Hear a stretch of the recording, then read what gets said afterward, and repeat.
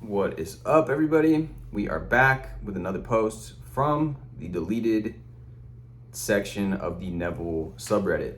This one is called It Works, Things Are Coming Together. Written by Ducky Doo.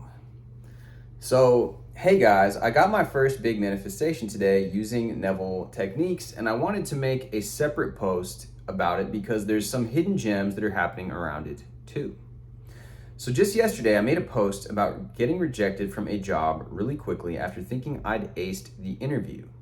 Well, today I get a call about the first job that I interviewed for that said they would get back to me within a week and didn't. I checked in on Monday and they still hadn't gotten back to me. But today they called me to let me know that I got it. This was the job I actually wanted the most.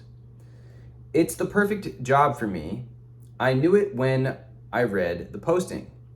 I think I spent 3 nights total falling asleep with the feeling of working in that job, imagining it. Then throughout my day, I would walk around imagining myself in that position. After the interview, I even walked around the area imagining that I was on break from my job and I had already worked there. I didn't totally deny my senses. Like when they started taking a while to get back to me, I would think, oh, they're probably busy. But by yesterday, I was more or less under the impression that I hadn't got it. Then today, it all changes. Here's the really weird bit. Aside from my job, the other thing I've been trying to manifest is my SP. So now that that manifestation is done, I've only got the SP left for right now, and I'll create another big goal.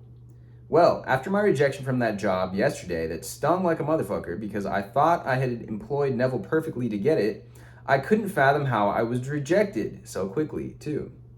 After the perfect interview and living in the wish fulfilled of a new job. But I felt so bad about the rejection that it actually made me text my SP. I had been not initiating any contact at all with him, though he was reaching out about a month ago, but then it kind of ebbed to nothingness. He responded so quickly and eagerly, and now we're getting drinks tonight. The other thing, this job is literally a block from his office. It is inevitable that I'm going to run into him because where would you would naturally go to get coffee or lunch are the same places you would go if you were working in his office. The other job that rejected me is otherwise very similar to this job, but is far away from his office. Weird, right? That's cool. So, quick post. I really love how they describe the scene of after the interview, walking around and imagining that they are on break. I think that is phenomenal. It's always great to come from a position of assuming that something's already done. And what better way to do that than embrace the feeling and pretending, acting as if you're on break. They say that in sales too, and it's very true when you're communicating with people. That, as a side tangent, we're getting my girl's tires replaced, and she's talking to them on the phone, and they're kind of giving her the runaround a little bit. And I kind of just tell the guy when I get on the phone, man, I really appreciate you guys just helping us out and putting on a brand new tire for us because of this, and this reason. She has to commute to work. We've already been there because they actually fucked up the tire the first time. They repaired it. They thought they repaired it, but then it was like flat again. And not only was it flat again, there was like black tar all around the wheel. So we had to take the car back again, super inconvenient. And I basically just told him how appreciative I was for him helping us out. It's like I tell the guy already, and now he just wants to help me out now, because now it's interesting. It just really is interesting how even in small situations where you're communicating with people on a micro level, more so in this example, he is now kind of committed because he wants to live up to the expectation that I have that he's a super reasonable, super helpful, great employee and fantastic person. Because now I've built him up, I'm communicating to him how appreciative that I am of him helping me.